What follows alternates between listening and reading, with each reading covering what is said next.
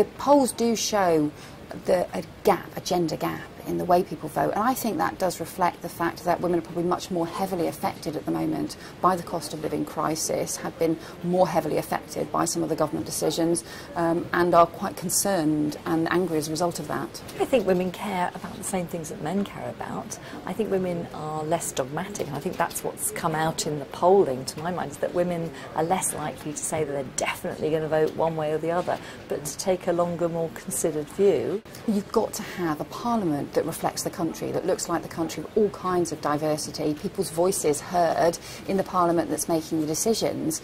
And, you know, we used to have, I think it's 1 in 10 MPs were women. The change with bringing in all women shortlists in the Labour Party brought that up to 1 in 5. We've now got 1 in 3 Labour women, 1 in 3 Labour MPs are women.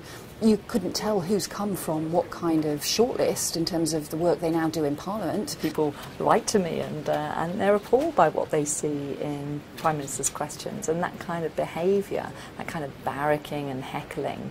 And I think that would change if we reached a critical mass of women in Parliament. I don't think we'd see that kind of behaviour.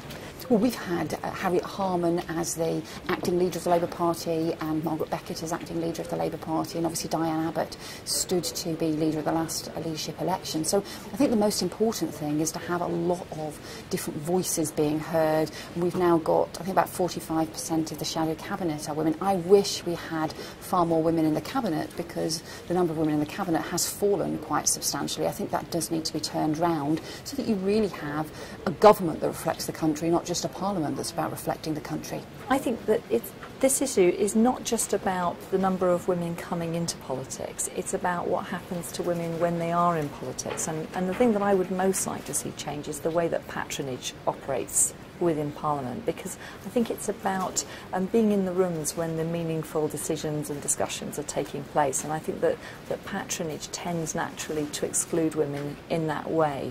So I'd like to see a culture change and for that to become increasingly unacceptable, because then I think it would be easier for women to progress through. But ultimately there's a real pipeline issue here. We need more women to consider applying to be MPs, and so I'd say to anyone out there that if you've got lived experience, even if you've never done politics before, you consider going into politics because your voice is needed. I think that to just have a go is, you know, politics should be a chance for everybody to have their voices heard, and so I think it's a really good thing to have more women coming forward. Think about standing for Parliament, think about standing for your local council, think about getting involved. I came into Parliament having never been to a political meeting in my life.